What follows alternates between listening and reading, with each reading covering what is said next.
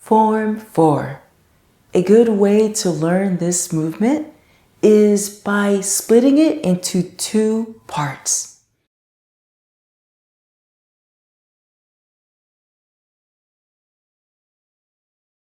Arm movements. Let's stand shoulder width apart, resting comfortably. Placing your right palm up and your left palm down. From here, we're going to turn our head, shoulders, and hips towards your left corner. And as you turn towards your left corner, our right hand is going to circle down, and then we're going to switch. Head, shoulders, and hips turn towards your right corner as we place the left palm down and the right palm up.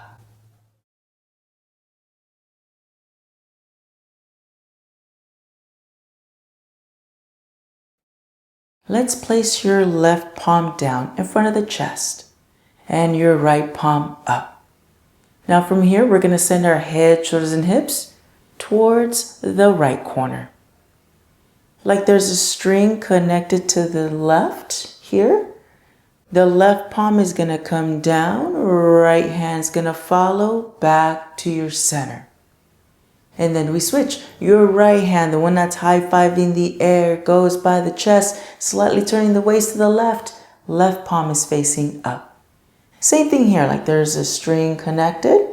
Your right palm is going to come down. The left hand is going to follow to push back to your center.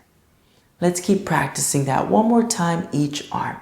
Your left hand, the one that's high-fiving the air, goes by the chest, slightly turning the waist to the right. Right palm is facing up.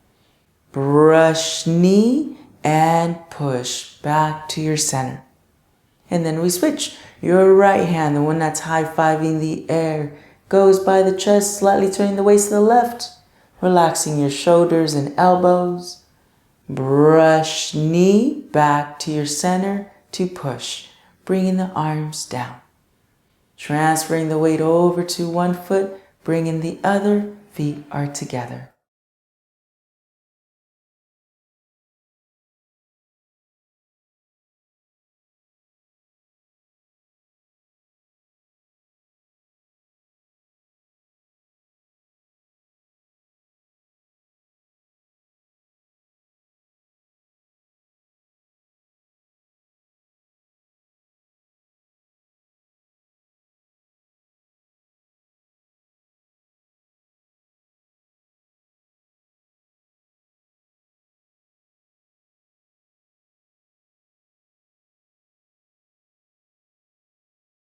Let's put the 2 together, beginning with part 1 of form 4.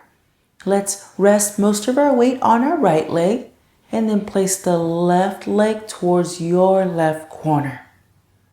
From here, right palm faces up, left palm faces down. Next, turn your head, shoulders, and hips over towards your left corner as your right hand circles down. And then from here, our head, shoulders, and hips are going to turn towards the right corner as you bring the left side of the body in, left hand down by the chest, right palm faces up.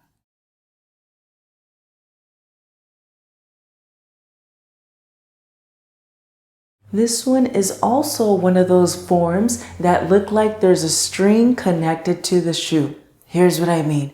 So once the right hand crosses and circles down, it's right here that the left side of the body, left foot and left arm are both going to come in at the same time, like there's a string connected to it.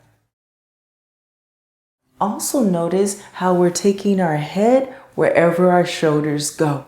So we started at our center. Notice how the head is going to follow where the shoulders go.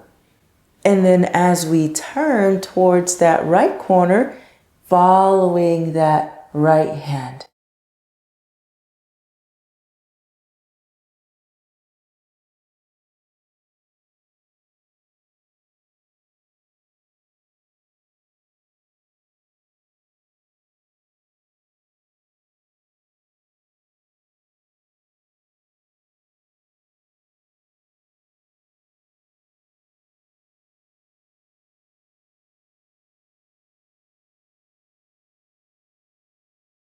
So let's take our 2 steps or 3 to the right. Rest by placing most of our weight on our right leg, landing softly with the left, maintaining that nice fine space between the feet. Left palm is facing down, right palm is facing up, slightly up, relaxing the shoulders and elbows as well. Now from here, we're going to turn our head, shoulders, and hips over towards the right corner.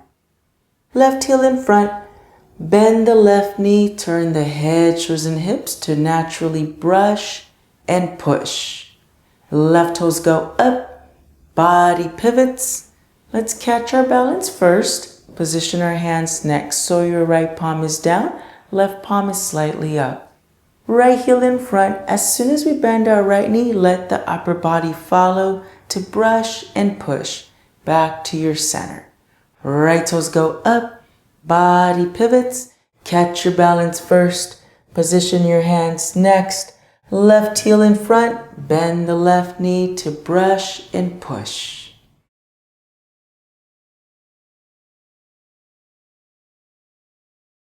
So when we brush and we push, we're not actually brushing and pushing.